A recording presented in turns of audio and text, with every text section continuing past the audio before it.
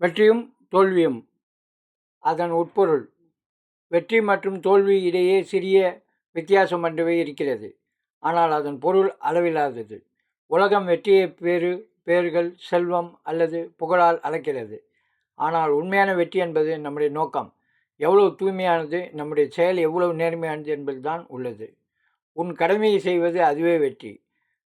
நம் செயல் விழிப்புணர்வுடன், ஒழுக்கத்துடன், அமைதியான மனசுடன் செய்யப்படும் போது ஒவ்வொரு செயலும் புனிதமாக மாறுகிறது. அவ்வாறு உண்மையுடன் செய்யப்பட்ட கடமை மனிதனை தர்மத்துடன் இணைக்கிறது. அத்தகைய செயல் எப்போதும் உள்ளார்ந்த அமைதியை கொடுக்கிறது, முடிவு எப்படி இருந்தாலும். கடமை என்பதற்காக செய்வது அதுவே தோல்வி. பற்று இல்லாமல், புரிதல் இல்லாமல் வெறும் கடமைக்காக செய்யப்படும் செயல் வெறுமையாகி விடுகிறது. கைகள் செய்கின்றனர், ஆனால் இதயம் இல்லாமல். அது ஆன்மா இல்லாத செயல், விழிப்புணர்வு இல்லாத கடமை. அது நிறைவை கொடுக்காது, சோர்வையே தரும்.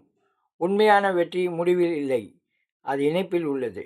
நினைப்பு, உணர்ச்சி, செயல் இவை மூன்றும் ஒன்றாக இணையும் போது தான் வெற்றி. அவை பிரியும் போது அதுவே தோல்வி. ஞானி ஒருவர் பலனை தேடி நாடி செல்வர் அல்ல. அவமதிக்கப்படுவோமா என்ற பயத்தடம் செய்வதில்லை. அவருக்கு பணியே பூஜை, செயல்தான் தியானம்.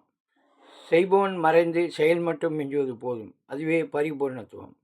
ஆனால் வெற்றியும் தோல்வியும் இடையிலான சிறிய வித்தியாசம்தான் நாம் என்ன செய்கிறோம் என்பதில்லை, ஏன் செய்கிறோம் என்பதில்தான் இருக்கிறது. ஒன்று அமைதிக்கு தாரகை, மற்றொன்று வெறுமைக்கு தள்ளும். தேங்க்யூ.